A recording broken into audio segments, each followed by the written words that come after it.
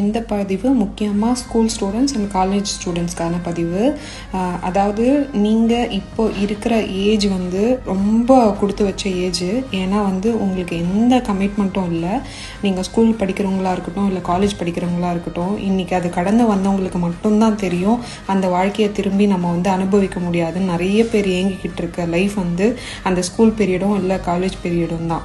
So இன்றைக்கி வந்து நீங்கள் அதை விட்டுட்டு இன்றைக்கி சின்ன பசங்களே வந்து அவங்க இவங்கள லவ் பண்ணுறது, இவங்க அவங்கள லவ் பண்ணுறது, லவ்வர்ஸ் இல்லைனா வந்து தப்பாக இருக்குது, உனக்கு ஆளே இல்லையா, நீலாம் என்ன ஜென்மம் அப்படின்னு நிறைய பேர் கலாய்ச்சிட்டு சின்ன சின்ன குழந்தைங்க எல்லாமே வந்து 6 வருஷம் லவ், 7 வருஷம் லவ் அப்படின்லாம் சொல்லிட்டு இருக்கீங்க.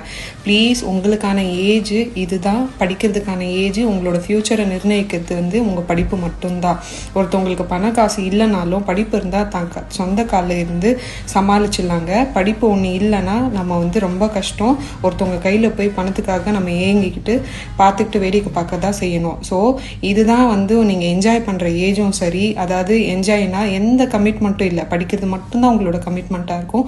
ஸோ அது நல்லபடியாக படித்து உங்களோட அந்த ஏஜுக்கான இதையும் வந்து நீங்கள் நல்லா அழகாக என்ஜாய் பண்ணணும். அதை விட்டுட்டு லவ் இதெல்லாம் வேண்டாங்க. அதை முடித்து வரும்போது அந்த வாழ்க்கை ஐயோ அது அப்படியே இருந்திருக்கலாமேன்னு யோசனை இருக்கும். ஸோ இந்த படிக்கிற லைஃப்பை வந்து நல்லா என்ஜாய் பண்ணுங்கள். தப்பான வழிக்கு போகாதீங்க.